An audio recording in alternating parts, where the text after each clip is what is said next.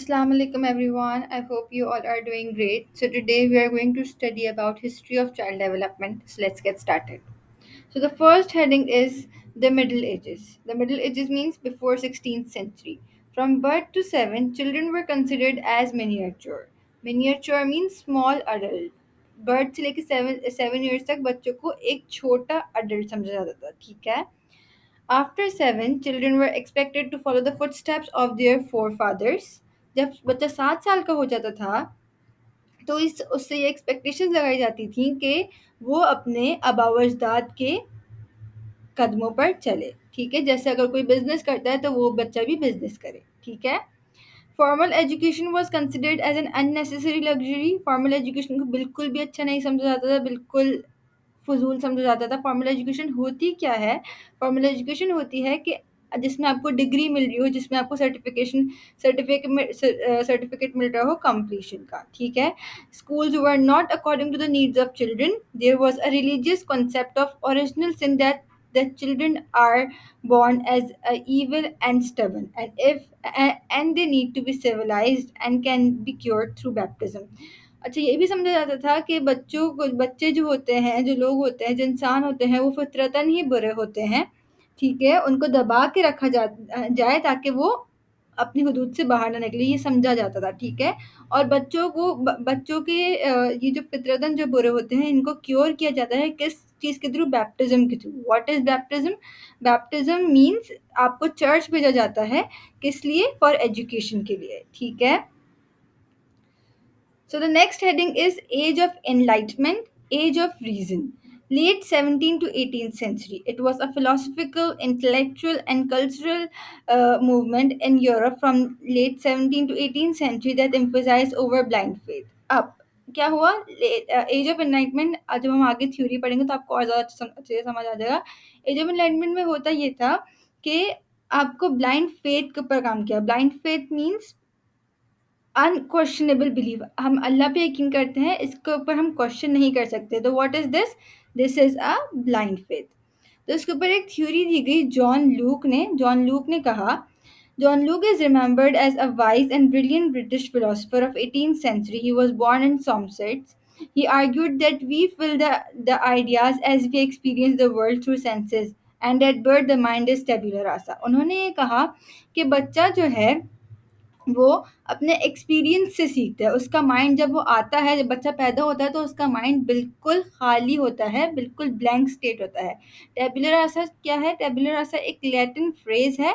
It was a theory that at birth human mankind is in a blank state without any data, and data is added in mind through experience. और बच्चा जो है अपने अपने experience से सीखता है और उसके माइंड में चीज़ें फिट होती हैं। ये किसने कहा था? ये जॉन लूक ने कहा था। अब एक्सपीरियंस जो होते हैं ना, वो 2 तरह के होते हैं। एक होता है एक्सटर्नल एक्सपीरियंस और एक होता है इंटरनल एक्सपीरियंस। एक्सटर्नल एक्सपीरियंस हमारे पास होता है सेंसेशन के थ्रू, कि अगर कोई चूल्हा गरम है और हमने बच्चे को मना कर दिया और बच्चे ने उसको हाथ लगा लिया, तो उसको हॉटनेस फ़ील होगी, तो उसको अंदर से ख़्याल रहेगा कि मुझे उसको टच नहीं करना, ताकि उसको हॉटनेस फ़ील नहीं हो, ठीक है?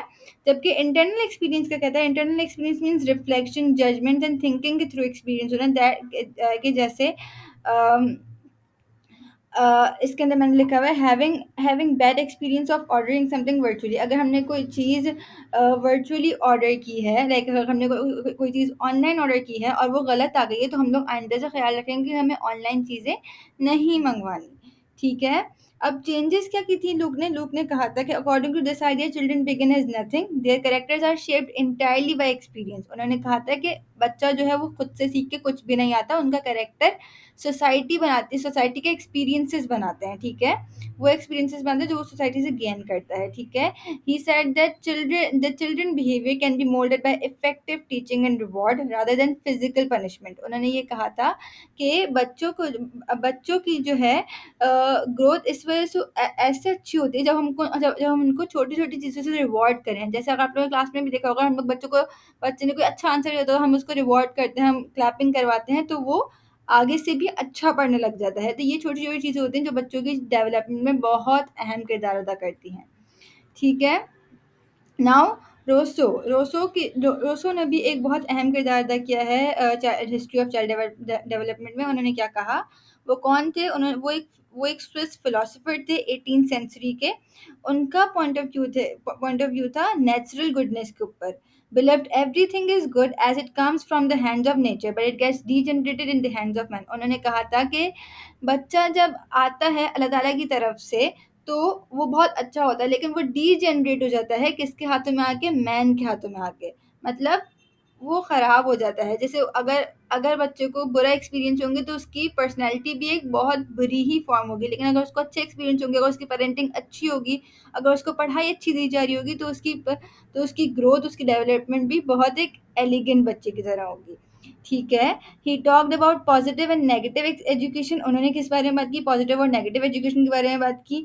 ही used to say that education should be given by fun, and after 12 years social and moral values should be given.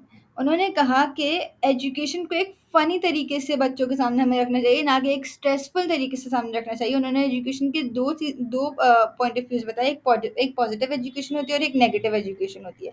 Positive education क्या होती है कि if the motivation is high and learning takes place, अगर आप बच्चों को rewards के through पढ़ाएं, उनको मोटिवेट कर करके पढ़ाएं। और एक नेगेटिव एजुकेशन होती है, मतलब जिसमें स्ट्रेसफुल एजुकेशन होती है। जैसे अभी हम लोग के यूनिवर्सिटी में एग्जाम होते हैं तो we are so stressful about our exams and all. लेकिन बच्चों को हमें इतनी छोटी सी उम्र से स्ट्रेसफुल, लाइक 3-4 क्लास का जो बच्चा होता है उसको इतना ज़्यादा स्ट्रेस नहीं देना चाहिए कि वो आगे जाके भी उसके लिए मुश्किलात पैदा हों। नेगेटिव एजुकेशन फॉर्मल एजुकेशन होती है। फॉर्मल एजुकेशन मीन्स जहाँ पे आपको सर्टिफिकेशन कंप्लीशन का सर्टिफिकेट मिलता है। ठीक है।